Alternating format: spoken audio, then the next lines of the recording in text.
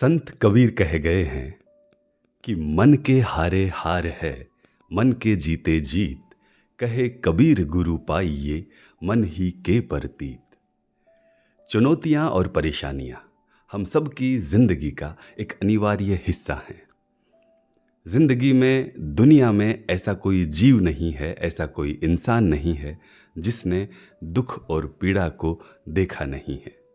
लेकिन ये चुनौतियां और परेशानियां जब जिंदगी में आती हैं तो हमारा आत्मबल, हमारा मन का हौसला ये निर्धारित करता है कि हम उनका सामना किस तरह से करेंगे।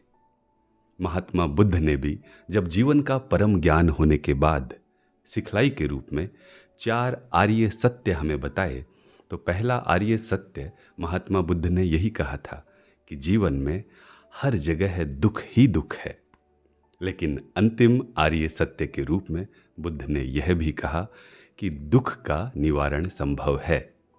मतलब आने वाली हर परेशानी से, हर चुनौती से, हर दुख से हम लड़ सकते हैं अगर मन में हौसला बना रहे। आज की कहानी भी इसी आत्मबल पर, इसी हौसले पर आधारित है। दुनिया के सबसे छोटे प्राणियों में शुमार होने वाला एक जीव, चिड़िया। हम सबके चारों ओर हर कहीं पाई जाने वाली, हम सबका मन हर्षाने वाली छोटी सी चिड़िया। लेकिन कहानी है इस छोटी सी चिड़िया के विशाल और बुलंद हौसले के बारे में। कहानी में वात्सल्य है, करुणा है, प्यार है, संघर्ष है, तकरार है और सबसे बड़ी वो सीख है कि डर के आगे जीत है। तो एक थी प्यारी सी नन्ही सी चिड़िया, नाम था चुन-चुन। चिड़िया का एक प्यारा सा बच्चा गोलू। चुन-चुन चिड़िया और गोलू विशाल पीपल के वृक्ष पर एक नन्हा सा घोंसला बनाकर बहुत ही सुकून से रहा करते थे। एक सुबह रोज की तरह चिड़िया खुद के और अपने बच्चे के लिए अनाज की, अन्न की तलाश में उड़कर जाती है। लेकिन आज का दिन जो है वो जरा सख्त होने वाला था। दिन भर इधर उधर भटकने के बाद आज चिड़िया को अन्न का एक भी दाना नसीब नहीं होता है। थकी हारी चिड़िया जब वापस अपने घोंसले की ओर लौट रही होती है तो मन में एक बेचैनी रहती है कि अपनी भूख का तो कहीं ना कहीं मैं ख्याल रख लेती, लेकिन काश कहीं से अन्न का एक दाना मेरे बच्चे के लिए मुझे मिल पाता। तभी चिड़िया की नज़र जमीन पर पड़े एक गेहूं के दाने पर पड़ती है। चिड़िया झट से उस दाने को अपनी चोंच में उठाती है और ईश्वर का शुक्रिया अदा करते हुए मुस्कुराहट के साथ अपने घोंसले पर पहुंचती है। लेकिन इससे पहले कि चिड़िया अपने बच्चे गोलू को वो दाना खिला पाती, एक चूक हो जाती है।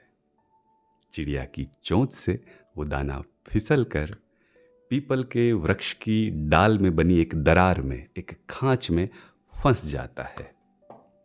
चिड़िया की लाख कोशिशों के बावजूद जब वो उस दाने को निकाल नहीं पाती तो चिड़िया पीपल के वृक्ष से प्रार्थना करती है कि हे पीपल देव, हे वृक्षराज, मुझ छोटी सी चिड़िया पर कृपा कीजिए और अपनी डाल को जरा सा हिलाकर मेरा दाना मुझे वापस कर दीजिए, मेरा बच्चा भूखा है।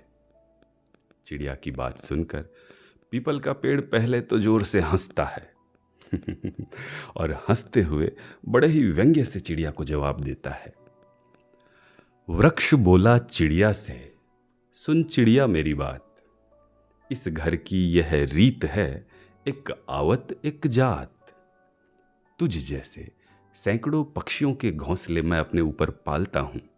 अगर मैं तेरी बात मानकर, तेरा आदेश मानकर काम करने लगूंगा तो फिर मेरा वजूद क्या रह जाएगा। चिड़िया कहती है, वृक्षराज, आदेश नहीं दिया था, प्रार्थना की थी, लेकिन आपके लिए भी इतना घमंड अच्छा नहीं है। याद रखिए, घमंडी का सर हमेशा नीचा होता है। चिड़िया की बात सुनकर पीपल का पेड़ फिर से मुस्कुराने लगता है और उसकी बात को सुनकर भी अनसुना कर देता है। चिड़िया उड़कर वहां से गांव के एक बढ़ई के पास जाती है। बढ़ई यानी कारपेंटर, लकड़ी का काम करने वाला इंसान, द वुड इंजीनियर। रामू काका जो लकड़ी का काम किया करते थे, मशीन पर अपना कुछ काम करने में व्यस्त थे। चिड़िया जाकर उनसे विनती करती है और कहती है कि रामू काका, आप मेरे साथ चलिए और पीपल के पेड़ की एक डाल को काट दीजिए। शुरू शुरू में तो काम में लगे हुए रामू काका उसकी बात पर ध्यान नहीं देते, लेकिन चिड़िया जब बार बार अपनी बात को दोहराती है तो रामू काका पूछते हैं कि क्यों री चिड़िया, क्यों तू उस पीपल की शाखा को कटवाने पर तुली हुई है। चिड़िया बड़ी ही मासूमियत से कहती है कि वृक्ष की डाल की एक दरार में मेरा गेहूं का दाना फंस गया है, मेरा बच्चा भूखा है और पेड़ मेरा वो दाना वापस नहीं कर रहा, इसलिए आप चलिए और वृक्ष की उस डाल को ही काट दीजिए। रामू काका हंसते हुए कहते हैं कि देख, तेरी ही तरह मैं भी अपने बच्चों के लिए दिन रात मेहनत करता हूँ। अब गेहूं के एक दाने के लिए मैं अपना काम काज छोड़कर पीपल का पेड़ काटने निकल पड़ूं, ये तो संभव नहीं है। तू जा यहाँ से। चिड़िया कहती है, रामू काका, अपने से छोटों पर, अपने से कमज़ोर पर दया करना, उसकी मदद करना तो इंसानियत होती है ना। लेकिन अगर आप मेरी मदद नहीं करते हैं तो मैं इतनी छोटी सी चिड़िया आपका बिगाड़ भी क्या सकती हूँ। ये कहकर चिड़िया वहाँ से उड़ जाती है। चिड़िया ने सुन रखा था कि वहाँ का जो राजा है वो बहुत न्यायप्रिय है, अपने दर पर आने वाले किसी की भी मदद वो जरूर करता है। तो चिड़िया मदद की आस लगाए राजा के पास पहुंच जाती है। राजा उस वक्त अपने बगीचे में भ्रमण ही कर रहे थे और चिड़िया जाकर उनसे कहती है कि राजन, आप गांव के बढ़ई को दंड दीजिए। राजा पूछता है कि क्यों भाई, क्या कर दिया बढ़ई ने ऐसा जिससे उसको दंड दिया जाए। चिड़िया कहती है, बढ़ई ने तो कुछ नहीं किया है, लेकिन बढ़ई मेरी मदद नहीं करता। बढ़ई पीपल का पेड़ नहीं काटता और पीपल का पेड़ मेरे भूखे बच्चे का दाना नहीं देता। राजा ने मुस्कुराकर कहा कि पगली चिड़िया, इतनी सी बात पर तो किसी को दंड नहीं दिया जा सकता। चिड़िया कहती है, देखिए वो सब मैं नहीं जानती, लेकिन आप जैसे राजा के होते हुए जब एक नन्हा सा जीव एक एक दाने के लिए मोहताज हो जाए तो फिर आपके राजा होने का तो क्या मतलब है। राजा बोलते हैं, अच्छा अब तू मुझे राजकाज सिखाने लगी है, चल निकल यहाँ से। चिड़िया परेशान होकर वहाँ से भी उड़ जाती है। लेकिन यहाँ गौर करने लायक बात देखिए, अपने भूखे बच्चे के एक दाने को प्राप्त करने के लिए चिड़िया का हौसला कि वो राजा तक पहुँच जाती है। मदद नहीं मिलती तो चिड़िया हिम्मत नहीं हारती। चिड़िया को मालूम होता है कि राजा को हाथी की सवारी का बहुत शौक है। रोज शाम को 1000 काम टल जाएं, लेकिन राजा हाथी की सवारी के लिए जरूर निकलते हैं। चिड़िया इस बार हाथी के महावत के पास जाती है और कहती है कि महावत चाचा, आज शाम को जब राजा जी हाथी की सवारी के लिए आए तो किसी बहाने से आप हाथी को बहका दीजिएगा और राजा को ऊपर से गिरा दीजिएगा। महावत भी बड़ा आश्चर्य से पूछता है कि भाई मैं ऐसा क्यों करूं। चिड़िया बड़ी मासूमियत से अपनी बात दोहराती है कि राजा बढ़ई को दंड नहीं देता, बढ़ई पीपल का पेड़ नहीं काटता और पीपल का पेड़ मेरे भूखे बच्चे का दाना नहीं देता। उसकी बात सुनकर महावत कहता है, चिड़िया, तेरी एक दाने की विनती के लिए, तेरी इतनी छोटी सी बात के लिए मैं राजा से पंगा लूं, मेरे बस की बात तो नहीं है। मैं बड़ा छोटा आदमी हूं, तू जा किसी और से मदद मांग।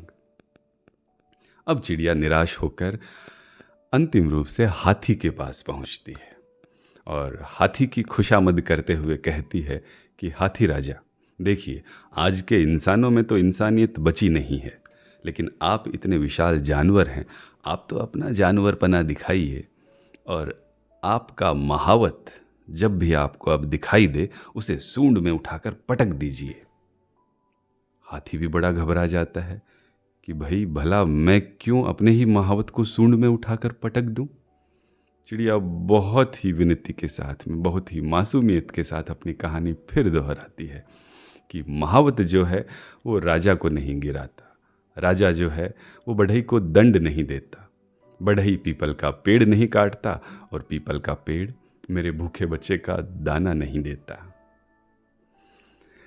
चिड़िया की बात सुनकर हाथी बोलता है कि देख चिड़िया, इस राज्य में सैकड़ों हाथी हैं, लेकिन राजा ने अपनी सवारी के लिए मुझे चुना है। अब तेरे बच्चे के दाने के लिए मैं अपनी नौकरी तो नहीं खराब करने वाला, तो जा यहाँ से।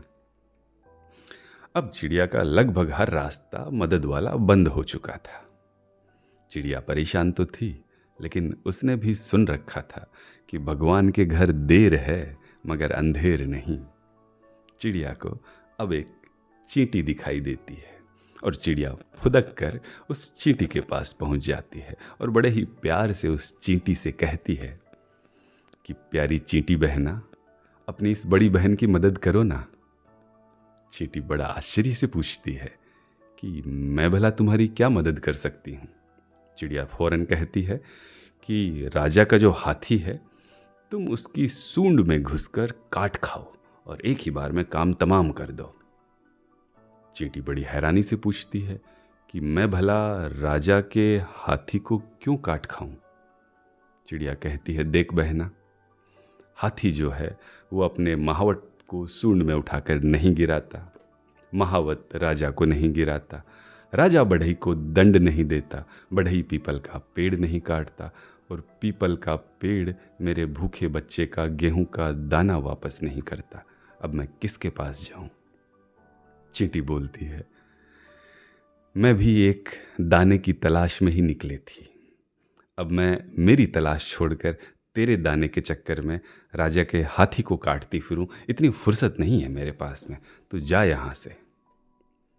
चींटी की बात सुनकर अब तक जो चिड़िया इतना धैर्य रखे हुई थी, एक के बाद एक दूसरे जीव के पास, इंसान के पास मदद मांगने के लिए जा रही थी, अब उसका धैर्य डगमगा जाता है।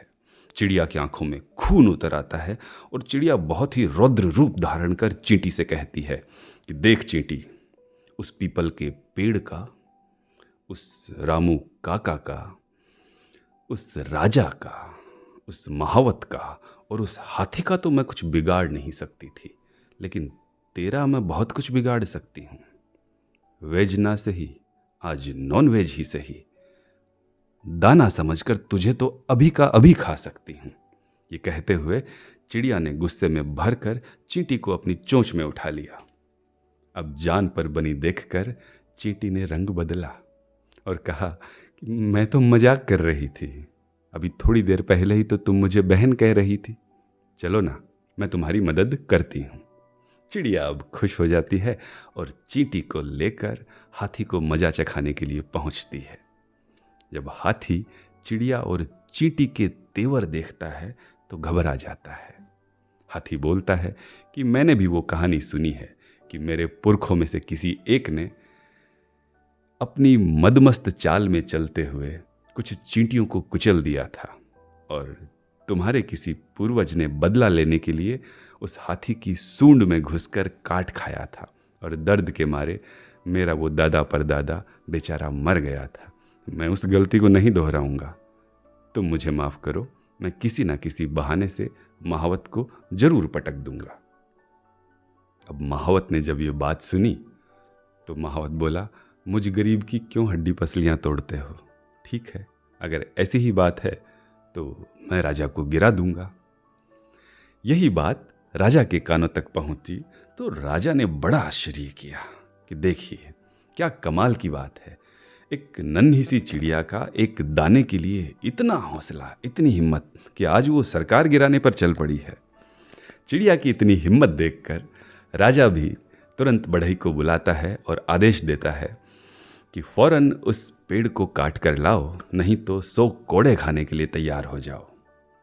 राजा का दंडादेश सुनकर बढ़ई बोलता है, मुझे माफ़ कीजिए, थोड़ा सा वक्त दीजिए, अभी लौट कर आता हूँ और उस पीपल के पेड़ को काट कर लाता हूँ।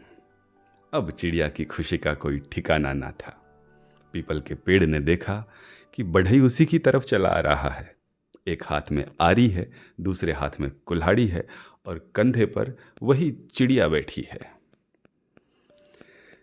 चिड़िया को बढ़ई के कंधे पर बैठा देखकर, बढ़ई के हाथ में लकड़ी काटने के औजार देखकर पीपल का पेड़ भी अपने हौसले को त्याग देता है, अपने घमंड को त्याग देता है और तुरंत अपनी डाल को हिलाकर चिड़िया का वो गेहूं का दाना गिरा देता है। चिड़िया खुशी से झूम उठती है, लपक कर अपना दाना उठाती है और भीगी पलकों के साथ प्यार से अपने उस बच्चे को खिलाती है और आसमान की तरफ देखकर ऊपर वाले को कहती है कि बचपन में जब मैं स्कूल की दीवार पर बैठकर सुना करती थी तो गुरुजी ठीक कहा करते थे, God help those who help themselves. तो कहने को एक छोटी सी कहानी है, लेकिन आप इसे एक कहानी और किस्सा समझकर भूल मत जाइएगा। और जीवन में जब भी कोई परेशानी आए, जब भी कोई चुनौती आए, तो इस चिड़िया के हौसले वाली कहानी को याद रखिएगा और साथ में ये भी कि विश्वासों के पंख पखेरु उड़ जाता है, जब चाहे जिस ऊंचाई से जुड़ जाता है। तुम होकर इंसान हाथ पर हाथ धरे बैठे हो, अरे संकल्पों के साथ तो जमाना मुड़ जाता है। जल्द मिलेंगे फिर एक रोचक कहानी और किस्से के साथ। तब तक के लिए अभिवादन, शुक्रिया, नमस्कार।